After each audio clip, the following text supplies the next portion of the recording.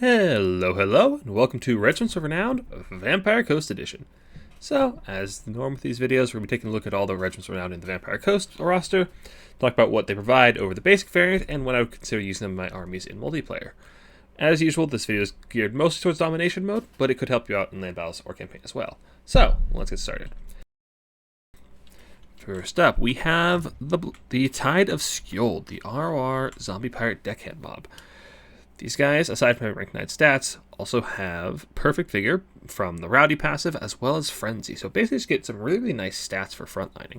Just extra damage from Frenzy, and then that Leadership and Perfect Vigor from Rowdy, which just means they can grind a lot more effectively than your basic variant of Zombie Deckhand mob. The thing is, for Vampire Coast, you don't really rely on your frontline to be doing a whole lot of damage. They're really just there to get in the way and be a pool of hit points to protect your more important units. A lot of your damage is really going to be coming from your guns or your bombers and your monsters, your animated hulks, your crabs, that kind of thing. So while they do perform a lot better than the basic one in melee, it's just not a role you're really looking to fill that often with Vampire Coast, I feel like. You just don't need your frontline to do damage. If you do, then they're absolutely an excellent choice, aside from, well, for the price range. But it's just not really a role you need filled, so these guys do tend to sit on the sidelines more often than not. Next, we have the Bloody Reaver Deck Guard. Well, the Bloody Reaver Deck Guard Depth Guard ROR. That's a mouthful. So, again, rank 9 stats, as all these guys do, and the unique ability they have is this Enrage ability right here. What it does is 40% ward save for 22 seconds on a 90-second cooldown. That's the only thing they really have compared to the basic variant. And it's an ability I kind of have mixed feelings on. Because, on the one hand, it's got a lot of downtime. Like, it's only got a short duration at 22 seconds, and then it's off for 90 seconds, so it's off for a large portion of the game. So you really don't have it for when you're taking a lot of burst damage, and there's not a lot of things that actually burst these guys down very effectively. The most likely suspect would be a vortex spell like Pit of Shades or Dwellers Below, but these guys only have 60 models, so they tend to survive those spells pretty well anyway, even the basic variant. And then they have the Hunger to heal them right back up, and use Invocation of Heck as well. So I just don't find this ability to be that necessary for the Death Guard. So I find these guys don't really actually do a whole lot for you over the basic variant in most cases. Which is a shame because they're such cool models. Depth Guard is so cool. Anyway, on to guns. We have the Blackspot, the Zombie Pirate Gunnery Mob handguns. So these guys, their special ability is that they have spears. They are anti-large in melee, as well as having charge reflection and charge defense versus large. This makes them a lot more resilient against things that would try to dive your backline. You know, typical like cavalry or monster infantry, anything that's going to be fast back in your backline, disrupting your gun line. So I compare this to a unit like Lothian Seaguard, who do the same thing. They're a missile unit with spears, and it makes Hiles have a very resilient backline to have that unit be the core of their missiles. The reason I don't like this unit as much is because it's just a one-off. If you could have a full backline of spears, that would be really, really nice. You know, your backline's protected, you don't need to worry about peeling for it. But when only one of them is a spear, well, if an enemy cav unit gets in your backline, they're just going to go kill the one next to it, instead of going for one that has spears. So it's kind of nice as a one-off, you know, a unit that can actually fend for itself, but its melee defense is still so low that it might do some good damage to whatever gets on it, but it's still going to die pretty quickly. So I'm just not pretty impressed with this unit, so that's one I usually skip out on. The Shade Wraith Gunners, the Deck Gunner ROR. So these guys, as you can probably see right here, are ethereal. They are ghost gunners, except for the guns. Oddly enough, I didn't know ghosts could lift weapons.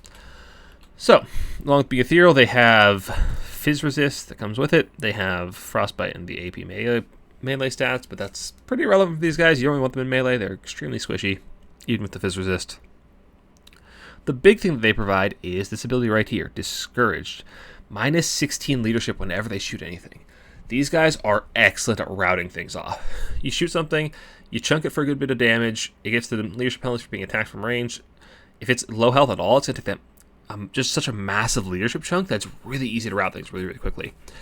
It's also nice when combined with any of your terror sources, just focus fire something and route it off from pretty high HP.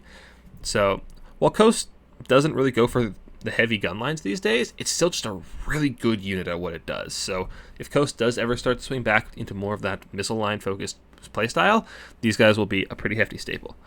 They do have the same weakness regular deck owners do, though, of just being extremely squishy, so you gotta be a little careful with that.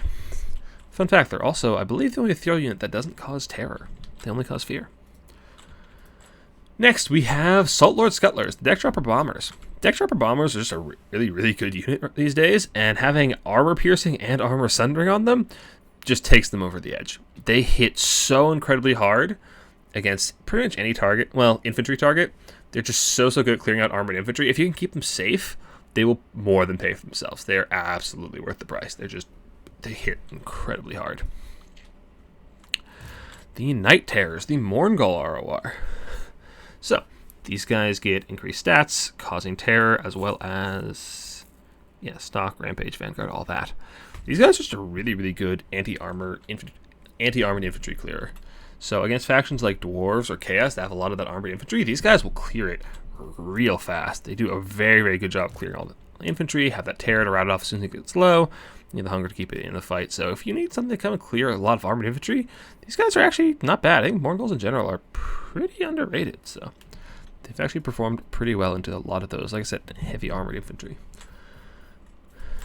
Next up, we have the Lamprey's Revenge, the ROR Rotting Promethean Gunnery Mob. These things are tanks. They have 120 armor, they have regen, and they have expert charge defense. There are very few things that can kill these things in one-on-one, just in the game. There are very few things in the game that can kill them one-on-one. They'll 1v1 Be'lakor, they'll 1v1 Archaon, like they will just destroy anything.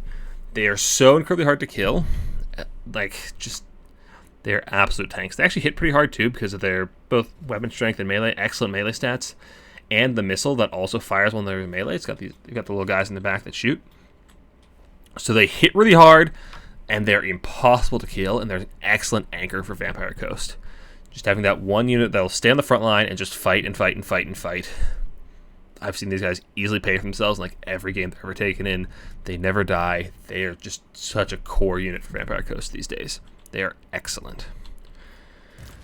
On to the big boy, the Gallows Giant, the ROR Necrofix Colossus. So unlike the regular Necrofix Colossus that has that like cannon, like quad cannon shotgun arm thing, this guy's a flamethrower, which breathes fire, shoots fire.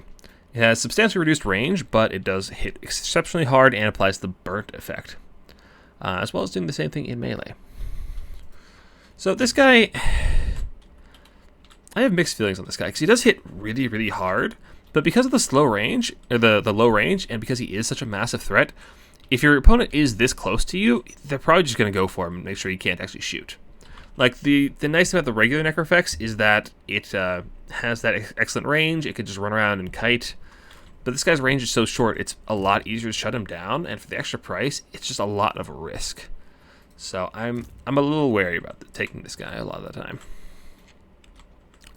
And last but not least, a bit of an odd one, Queen Bess. Not actually a proper ROR in the sense of it's an upgraded basic unit, it's just its own unique unit.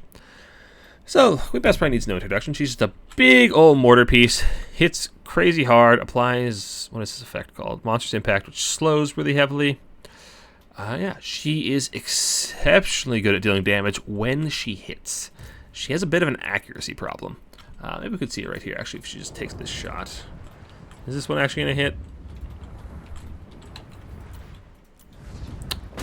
Okay, well, when she hits, she looks insane.